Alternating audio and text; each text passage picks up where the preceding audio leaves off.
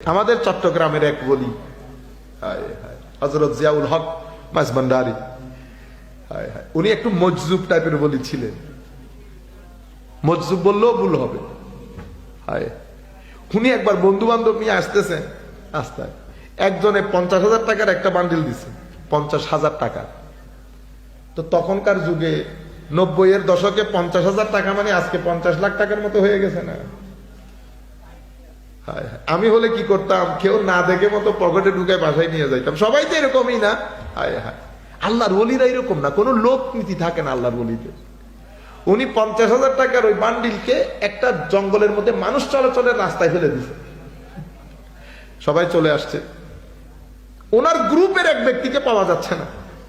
হুজুর হেসে বলতেছে, তুলতে গেছে। কি গেছে? তুলতে গেছে। কয়ে বুঝে নাই, আমি কিন্তু টাকা যার জন্য রেখেছি সে নিয়ে গেছে।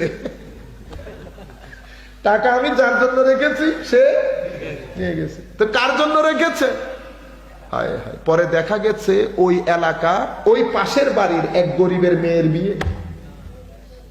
উনি ওই দিক দিয়ে গরু নিয়ে যাবেন চড়ানোর জন্য। তো সে গরু নিয়ে গেছে, টাকাটাও পাইছে, মেয়ের বিয়ে টাকাও জোগাড় হয়েছে। আল্লাহ মেয়ের বিয়ের টাকা এভাবে জোগাড় করেনি। তা আপনারা বলেন টাকা ভূতে জোগাইছে। টাকা কিসে জোগাইছে? ভূতে। ভূতে জোগায় না, আল্লাহ জোগায়। আল্লাহ এভাবে ম্যানেজ করেন টাকা। তো আল্লাহ কি বলেছেন? মিন হাইসু লা ইয়াহতাসিব, এমন ব্যবস্থা করবে তুই কল্পনাও করতে পারবি না টাকার ব্যবস্থা কেমনে হবে। তো মাওলা আমার কি করা দরকার? কত দুনিয়া বাদ দে, তুই শুধু আমার ভয়, ভীতি, খৌফ, খশিয়ত তোর মনের ভিতরে রাখ, সবকিছুর ব্যবস্থা আমি করব। সুবহানাল্লাহ। জিকরি ইলাহির ক্ষেত্রে একটা হাদিস বলি আপনাদের জন্য সুবিধা হবে। আমার নবী সাল্লাল্লাহু আলাইহি ওয়াসাল্লাম ইরশাদ করেছেন, আন্না রাসূলুল্লাহ সাল্লাল্লাহু আলাইহি ওয়াসাল্লাম قال মান দাখালা সুকান মিনাল আসওয়াক فقال لا اله الا الله وحده لا شريك له له الملك وله الحمد يحيي ويميت وهو على كل شيء قدير كتب الله له الف حسنه ومحى عنه الف سيئه। এই জন্য আমার নবী ইরশাদ করেছেন, পৃথিবীর সবচেয়ে খারাপ জায়গা বাজার। আমি আগে চিন্তা করতাম বাজার খারাপ জায়গা হবে কেন? ওখানে তো একটা দেশের অর্থনীতি সচল থাকে। পরে দেখলাম আমার নবী আসলে অর্থনীতির দৃষ্টিকোণ থেকে বলেন নাই, আমার নবী সুহবতের দৃষ্টিকোণ থেকে বলেছে। বাজারের মধ্যে 70 ধরনের মানুষ থাকে। এই মানুষগুলোর মধ্যে কে কোন সুহবতের আপনি জানেনও না। আপনি বাজার ঘুরে এসেছে, আপনার শার্টে যেমন ময়লা পড়েছে ভিতরেও ময়লা পড়ে গেছে। সাদা শার্ট পরে গেছেন না বাজারে, আসতে আসতে ময়লা পড়তে কিন্তু দেখেন নাই। যখন ঘরে আসছেন তখন দেখতেছেন কলার কালো হয়ে গেছে। ইন্না লিল্লাহ, এখন পরে গেলাম। তাইলে বোঝা যাচ্ছে আবহাওয়ার মধ্যে ময়লা আছে যেটা দেখা যায় না। তো আবহাওয়া থেকে ময়লা যেমন শার্টে পড়ে, সুহবত থেকে ময়লা তেমন কলবের মধ্যে পড়ে। সেই কারণে দেখবেন আপনার নামাজের স্বাদ নষ্ট হয়ে গেছে। আমার নবী সেই কারণে বলছেন, তুমি যখন বাজারে যাবা তখন এই তাসবিহটা পড়বা, লা ইলাহা ইল্লাল্লাহ ওয়াহদাহু লা শারীকা লাহু লাহুল মুলকু ওয়া লাহুল হামদু ওয়া হুয়া আলা কুল্লি শাইইন কাদির।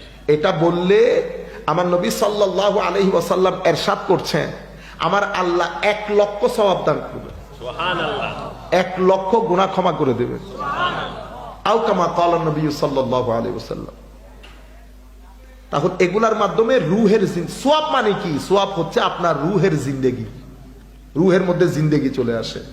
এরপরে 5 নম্বরের মধ্যে খেদমতে খালক, মানুষের জন্য কাজ করা। মানুষের জন্য কাজ করা, মানুষকে সহযোগিতা করা, রূহকে যে কিভাবে জিন্দেগি দেয় আপনি কল্পনাও করতে পারবেন না। আপনি লাখ নফল নামাজ পড়ে রূহকে যে গাজা দিতে পারবেন না, সেটা এক ব্যক্তিকে 5,000 টাকা দিয়ে সহযোগিতা করে আপনি অত জিন্দেগি দান করতে পারবেন।